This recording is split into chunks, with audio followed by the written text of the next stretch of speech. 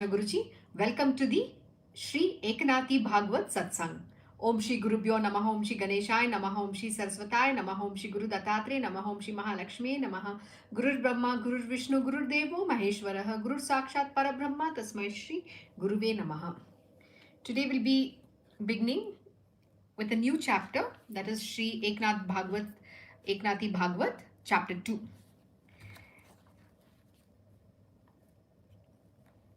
Om salutations to God Ganesha. Om salutations to Sri Gopala Krishna. Victory to you, the God of gods. As the preceptor, you enjoy greatness in a class by yourself. And when you look at me kindly, the fact that the universe is completely permeated by the cosmic omnipotent God is experienced. You advise us that we should trust the omnipotent universal God. And when we trust this to be true, you become pleased. And when you are pleased, we approach near your feet. When I had the glimpse of your lotus feet, the mental knots of I and I am that were loosened, and suddenly I was in you. When I started to look at you with love, thinking that you are our mother, the fatherhood also began to appear in you. What more wonderful can I say than this miracle? In this world, mother and father are two separate individuals, but both of them became one in the person of Guru Janardana, and I became their little child. The Guru, see, we say that Guru Brahma, Guru Vishnu, Guru Devo Maheshwaraha, Guru Sakshat Parabrahma, Tasmai Shri Guruve Namaha. So, Guru is not only the Trinity, not only the God of all gods, not only the Parabrahman, Guru is also your mother, father, brother, sister, every relation that you can put together. In scriptures, it is mentioned Mata, Pita, Guru, Daivam. Means what? Your Guru is your father, mother. Guru is your teacher as well. Guru is your God as well. So it is your Guru in whom you see all the relationship, and above all, he is your greatest preceptor. He is the preceptor of this entire universe. So without him, knowledge cannot come. See, Guru is the doorway to God. Without the grace of the Guru, without the Guru's grace, you can't attain God realization at all. So this is a very important thing. So here Eknath Maharaj is talking about the omnipresent of his Guru and how great a Guru is. So he is praising the glories of his Gurudev.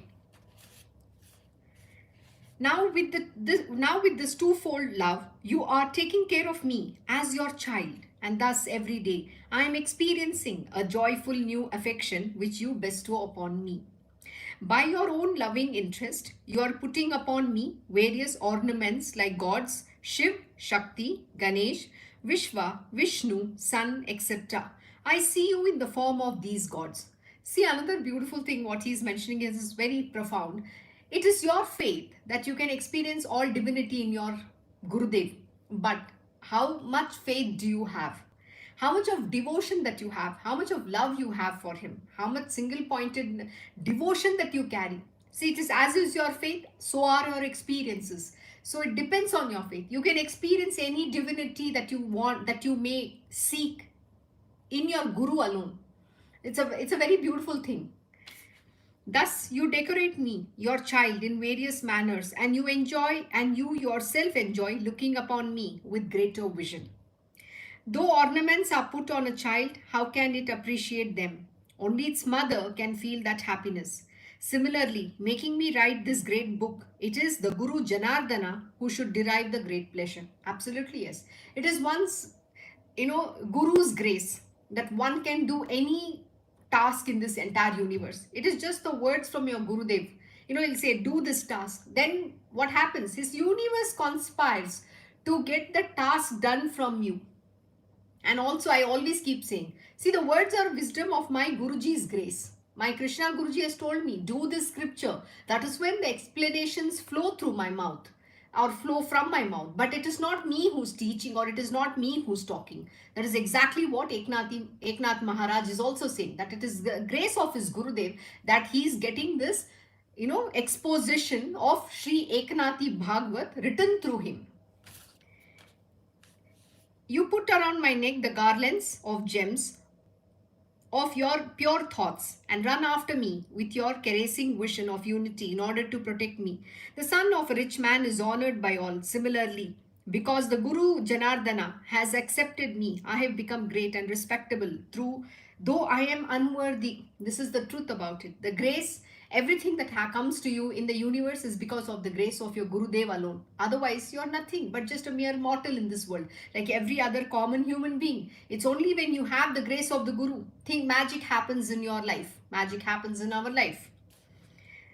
As the child cannot speak, the mother herself teaches it to speak. Similarly, Guru Janardana is telling through me the story in this book.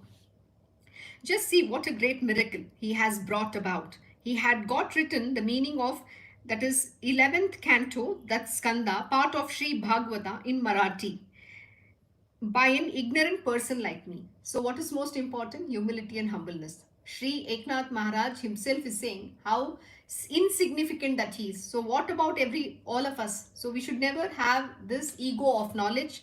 Neither we have to say I know. I know is very detrimental, because knowledge cannot come where there is I. Knowledge can come only when you have humility and humbleness. This is most important. And what is he doing? He's attributing everything to his Gurudev.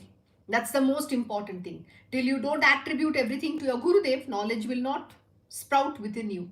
And most important, you have to become like a sponge. Open your heart, open your mind, absorb the knowledge, seep in, and the fructification happens only with the grace of the Guru.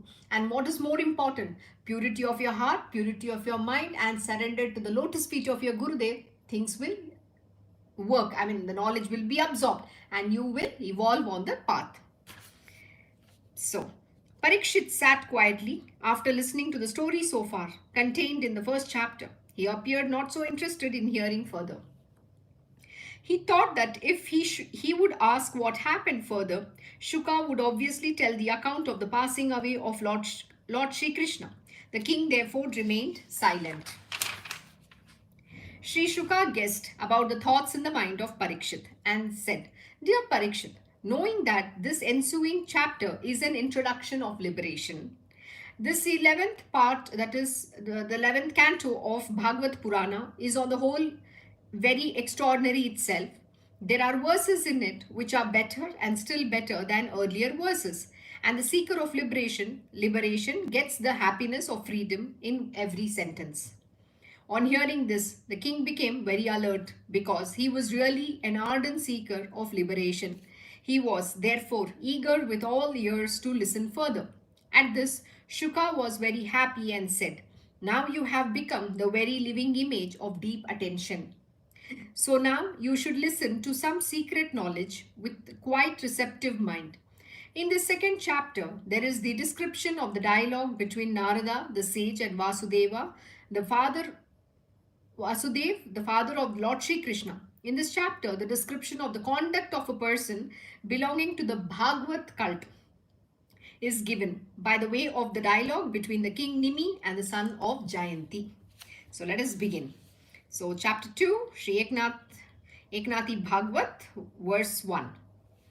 Oh, the leader of Kurus in the Dwaravati city, which was protected by the strong hands of Lord Govinda, that's Dwaraka, the sage Narada frequently stayed, as he liked to serve the Lord Sri Krishna with devotion.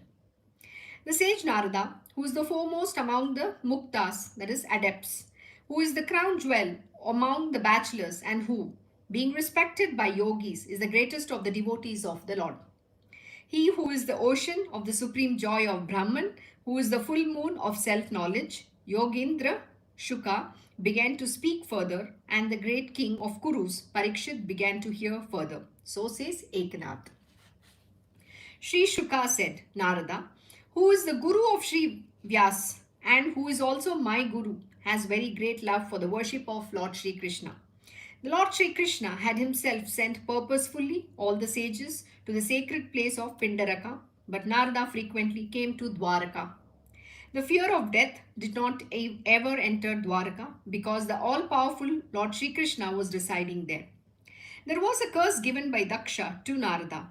You will not be able to stay for an hour at one place. But the curse was not effective if Narada would continuously sing bhajans of Lord Sri Krishna. So what does it say? No matter who curses you, when you have the grace of your Gurudev or when you have the grace of the Lord Almighty himself, Lord Shri Krishna Bhagavan, no curse can even touch you. There's a very beautiful lesson. It is said that, if even the gods do something, the gods can curse you or anything can happen to you. The Guru, when you have the grace of the Guru will protect you. But you know what? When you get the wrath of the Guru, you should never get to a stage where you will provoke to such extent where you're going to get cursed by the Guru. So if at all your Gurudev curses you or says something, please understand no gods also in this entire universe can come to your rescue or will be able to save you. So we should always be very careful. Never earn the curse of the divine master, that is the preceptor, that is your Gurudev. So be very careful about it. So Narada was always singing Narayana, Narayana to avoid the effect of the curse. And the Lord Shri Krishna, in whose praise Narada would be singing, was himself staying in Dwarka, and therefore the curse was ineffective there. Narada was having perfect knowledge of Brahman. Then why should he have liking of devotion of God having a form, a body? That is because though Shri Krishna was having a visible body, that body was purely of the spirit. And that is why Narada loved to sing in devotion for the Lord Shri Krishna. Understand, your Gurudev, whoever he is, especially the divine Lord, when he manifests and takes a form, and he's in the form of a Guru, please understand that body has no value because they manifest. They're only wearing that body as a garment. But they are in reality the spirit themselves. So it is the devotion, it is the spiritual being that you are coming in contact with. It is the Paramatma. The entire universe resides at his feet. The entire universe is adheen to him. You don't know the great Lord Almighty in front of whom you are. But they appear very insignificant, or they will never show you the greatness of who they are. They'll behave very ordinarily to you. So be very careful how you behave, how you conduct yourself. It matters. So if the liberated persons also like the singing in devotion to Lord Shri Krishna, who would be there so hopelessly luckless as not to like it? Shuka is telling about this only. So then verse 2, O king, who being endowed with senses will not serve the lotus feet of Mukunda, which are worshipped by the greatest gods, that man is destined to total death. O the great king, listen, dear, one who having been born in the human body does not worship Shri Krishna should be considered to have been swallowed by the great Maya and deep sorrow. This is a very beautiful thing. What is he saying? One who having been born in a human body does not worship Shri Krishna. Whoever has taken this birth, and if they don't worship Shri Krishna, what does it feel like? Should be considered to have been swallowed by the great Maya and deep sorrow. Their life is worthless. That's what he's saying. It is worth it's not even worth living that life. It's like you're living, it is equivalent to living in the deep sorrow. That is what he's saying. How true. The Lord is so great that placing reverentially the sacred water of his feet on head, the god Sadashiv is sitting in this symmetry in meditation on the self. Now who is Sadashiv? Lord Shiva himself. What is he saying? Placing reverentially the sacred water of his feet. Water of whose feet? Lord Shri Krishna Bhagavan's feet. Is placed in Lord Shiva's head, and that's Ganga, right? On the head of God Sadashiv is sitting in the symmetry in meditation on the self. How beautiful it is. Do you know what? The highest devotee of Lord Shri Krishna is Lord Shiva himself. But we don't know that. We always try to say, oh, we are always trying to compare, who is greater. It's not about that. Who is the greatest devotee? That is why, if you see Adi Shankaracharya, who's an avatar, who's an incarnation of Lord Shiva, composed the most beautiful and profound Sri Krishna Ashtakam, Madhura Ashtakam, Guru Paduka Stotram. Then there is another Guru Ashtakam and many others he composed. It's such a beautiful thing. Why was he able to compose? Because he's the greatest devotee of Lord Shri Krishna Bhagavan. Only when you're such a great devotee will those madhur words flow from your mouth. What does madhur mean? Madhur means sweetness. You're so much overwhelmed with the love for the Lord in your heart, those poetic words come from your mouth. And he's glorifying Lord Shri Krishna Bhagavan. How beautiful is every aspect of him. Madhurashtakam is amazing. What does it tell you? It talks about the sweetness of every aspect of Lord Shri Krishna Bhagavan. How beautiful are his eyes, how sweet are his leelas, how beautiful is the place where he lived, the gopis, everything that happened with the Lord is described in Madhurashtakam. And how sweet is that? When you hear, even the great sorrow will disappear. That's what happens. So we need to practice the devotional aspect. So that's what he's telling here. God Sadashiv is the greatest devotee of Lord Shri Krishna Bhagavan. The god Brahma has been born to him. What of others? He who is a human being but does not worship Narayana is nothing but caught by death completely. Now here everything what Eknath Maharaj is explaining is how worthless is a human being's life who does not worship Lord Shri Krishna Bhagavan. The bondage of this worldly life can never be removed in case of those who leave Sri Krishna, the Paramatman, and put themselves to great troubles in various religious efforts. Okay, this is again very, very profound. We follow a lot of religious practices and we go after praying all the deities, doing all sorts of rituals, going from one temple to the other, trying to seek trying to seek the fulfillment of our desires. We're going and praying, we're literally begging to every god that our desires be fulfilled. But what is he saying? It is all worthless. If you can't have devotion to the lotus feet of Lord Shri Krishna Bhagavan, your life itself is waste. And what happens to you? He's saying the bondage of this worldly life can never be removed. You're going to be entangled in the bondage of this material worldly existence, and you're going to be caught in this great whatever the great cycle. We call the great time, which is Kal, and also the great cycle, which is called the cycle of birth and death. And you're always going to be caught in that bondage, the mesh of material world, the mesh of Maya. You're going to be entangled into that. There is no way you can get out of it. So the bondage of this worldly life can never be removed in case of those who leave Sri Krishna. Those who leave Sri Krishna, you can never get out of the bondage of the material worldly existence. Understand this. This is the Param Satya. It is the supreme truth. The Paramatman, and put themselves to great troubles in various religious efforts. Some people worship gods like Indra, but not the feet of lotus feet of Sri Krishna. But those gods are subject to death eventually. See, all the deities, all these gods, demigods, they will have death because they are the creation of Prakriti. The only one who is eternal being, who is Lord Almighty, is Krishna Bhagavan, is Krishna Paramatma. There is nothing beyond him. Everybody has born through him only. He is the substratum of this entire universe. So, how can they save those devotees from death? Which is a very interesting question. So, wherever a man may go, he who does not worship Sri Krishna, though quite healthy and with all senses functioning properly, will be definitely caught by death. Actually, he is destroyed by death every moment. The great sage Narada is always absorbed in the devotion of Sri Krishna, though he is a liberated sage, and because he has great love for Sri Krishna, he lived in Dwaraka most of the time. So verse number 3, once Vasudev, when that divine sage had arrived at his house, worshipped him, and when he was seated comfortably, saluted and spoke thus. Blessed is really that Narada. Everywhere he saw the Lord Sri Krishna. He had a great wonderful habit of reciting the name of Hari, and he was always merged in the great bliss. The ordinary jiva gets freedom by his blessing because Sri Krishna liked him, and he liked Sri Krishna very much. Thus, there was great mutual love between them. That sage Narada, one day, in his usual joyful mood, went casually to the home of Vasudev, that is father of Sri Krishna. Seeing him, Vasudev was also very glad.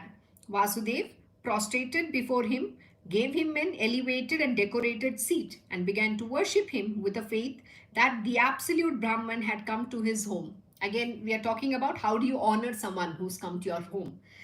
The great sages and the guru has to be given the highest of the honors. Today, people have lost all these culture which we are known for. People have adapted all the Western influence and you've completely forgot your own traditions, your own culture, how do you treat people, how to be nice, and all that is being taught in the scripture. And this forms our very foundation of who we are.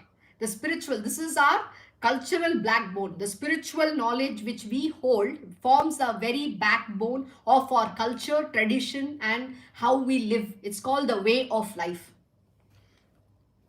He worshipped Narada with a conviction that Narada is Narayana himself. He cleansed the feet of the sage. Taking water in a golden bowl and using honey as offering, he performed perfect puja. And who is this? Vasudev, the father of Lord Shri Krishna. Thus Vasudev, after the ceremony was over, sat on his own seat and with great inner joy started to speak. So what we say, Atati Daivo Bhava, means guests are God Almighty. So the God comes in the form of a guest. So we need to give them very beautiful honor and treat them very well. So verse number 4, Vasudev said, O venerable sage, just as actions of parents are always for the good of their children, or as the persons treading the spiritual path walk on the earth only for the well-being of all creatures, your travels are for the upliftment of all beings. You have obliged me by coming here of your own accord, by which I am highly blessed, and we feel that all our wishes are fulfilled by your coming near me. A child feels lost even among many people if it does not see its mother among them, but as soon as it gets a glimpse of her, it is overjoyed. Your travel is still better than that because it is giving permanent happiness to all creatures. You travel in order to uplift all the beings. When the mother is seen, her child is very happy. But when you come, all the poor people get inner happiness. What does he say? He says the sages and the saints only come to uplift the people. Just their presence, just coming into their presence, lot of your sins and karmas gets destroyed. They actually cure lot of your afflictions. You come, you have lot of problems and troubles, but just coming in their presence, lot of things get redeemed. And that's the greatness of these real sages and the saints. And they bless you. They uplift your fallen soul. They uplift your being. The happiness given by mother to her child is temporary, but the happiness given by your company is permanent. That happiness is beyond the abstract speech and belongs to the region of pure energy. What does it mean? Even the speech cannot describe this love, this happiness. See, motherly love is very materialistic, or it is just attachment or a bondage. Because the mother's love is only to her child, but the great guru or the sages and the saints, their love is universal. They love everybody in the same manner. You can't compare their love with the mother's love. So what is Eknath Maharaj saying? The happiness given by the mother to her child is temporary. It's not permanent. So who is your real parent? The real parent is your God Almighty. But how much are we attached to, oh, this is my mother, this is my father, this is my brother, this is my sister. We give so much importance to the family, the bondage. That's what we started this whole satsang with. We give so much of importance. Oh, this is my family. I have to do everything for them. But who are you? You are here in that family because of your karma, the karmic bond, the karmic debt. That is why you are born with those people, the place and the things. All these three things matter. And we are so lost in them that you don't even care about your own welfare. What is your welfare? Your welfare is your redeeming yourself. What is one greater good that you can do? When you get liberated, please remember this. Your, 7 generations upward and 7 generations downwards get redeemed. Ramakrishna Paramahamsa ji is very beautifully explained in his gospel of Sri Ramakrishna. What is he saying? He's saying every individual's endeavor has to be to redeem themselves. And in that he says, it's okay to, even if somebody, your parents or anybody becomes an obstacle on your path, it is okay to leave them and go attain what you have to. But that doesn't happen. It doesn't mean that you are not supposed to do your duties in the material world. No Gurudev will say that. But what he's meaning is, because you need to understand what is your welfare. Who is your real family?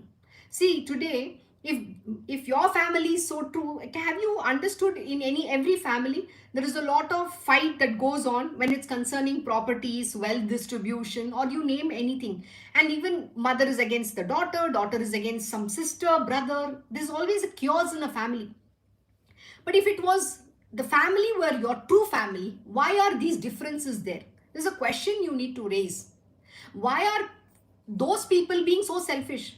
Does a God think selfishly? He is same to everybody.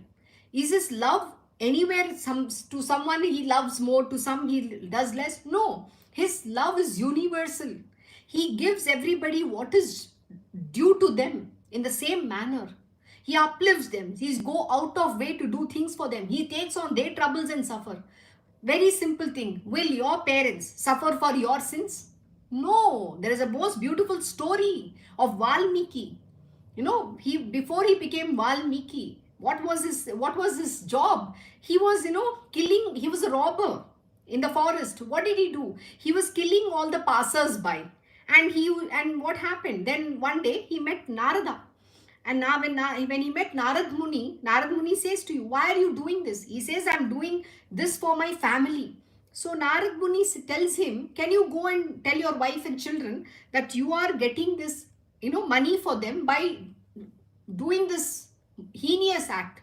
You're murdering people, you're killing them, and then you're taking this money for them. Will they partake of your sins? Go ask your wife and children. So his name, before he became Valmiki, his name was Valya Kolya. So he goes to his wife and children, and then he says, look, I am bringing all this money by killing people in the forest, those who are the passers-by. And now, because I have committed all this sin, you also have to be partaking of my sin. So outrightly, his family refused. His wife and children said, why should we be part of your sin? This is your karma, not our sin. We have not gone and killed. It is your duty to provide for the family. So why should we partake in that? Then, you know what? He goes back to Narad Muni and then he says, this is what my family said. And then from that moment on, he says, I don't want to. I want to redeem myself. And then Narad Muni gives him a mantra and says, do your sadhana. Do your penance so that you can redeem all the sins that you have committed. I think he had committed around 99, he had killed 99 people. So Narad Muni will say, now you start your penance. So he didn't know how to say Rama Rama. So you know what Narad Muni taught him? Say Mara Mara. So when you say Mara Mara Rama Rama Rama, it becomes Ram Ram Ram Ram Rama Rama Ram. No? So that's what it became. And then what happened? He did penance for 10,000 years and more, until an ant hill was formed around him, and he was still chanting until he met Narad Muni, and then he became a great saint, Valmiki. That's what it is. That's the story you need to understand. That is who you have to become. It is, you need to understand what is truth about life. Just being attached and running after desires, running after money is not going to give you any spiritual weal or upliftment.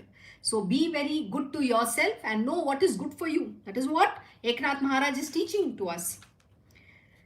So you tread the path of Bhagavata, and only when we perform rituals on the banks of Ganga, Prayag, then only we are lucky to see you.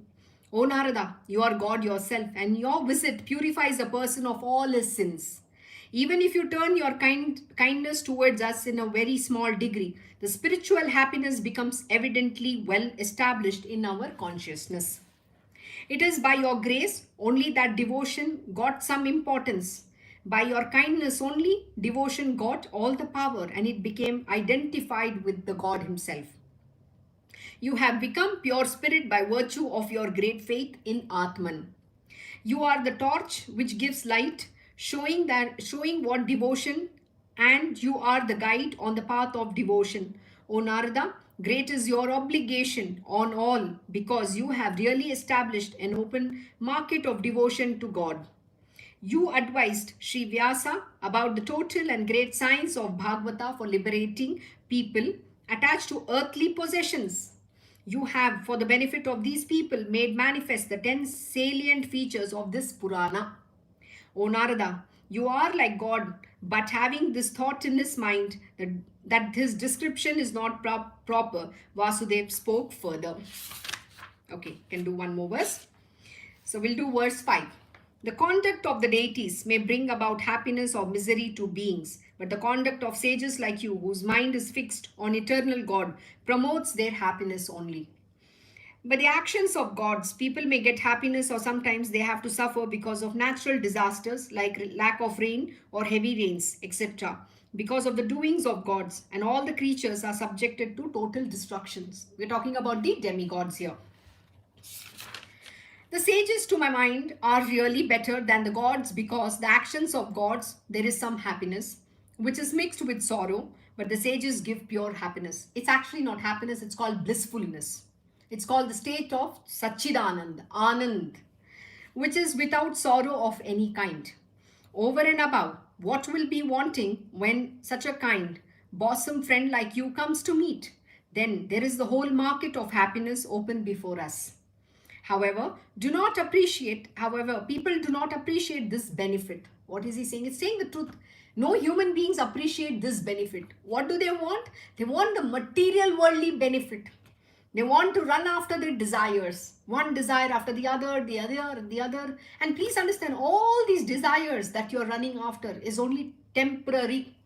The moment you attain one, there is the next one, the next one. And please understand, your happiness is only short lived till you attain that one desire. And then once the fulfillment has happened, you are done with it. And then the next desire is ready around the corner. And then you are running after that desire to be fulfilled. And your happiness is momentary. But what is the eternal happiness? It is called the blissful state, which is the permanent happiness in you.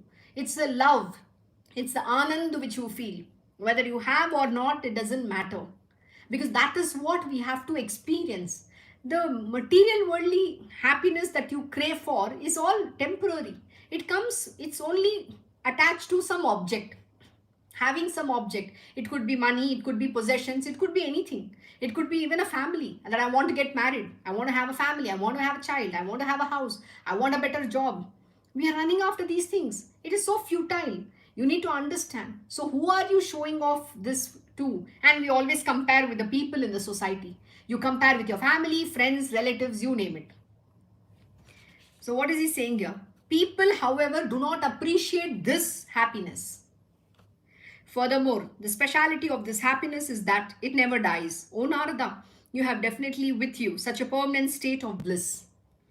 Even the Lord Almighty, God, cannot compete with you. I will explain why I say so. When the God Almighty takes birth by incarnation, only his devotees are happy, but demons who are against him are afraid.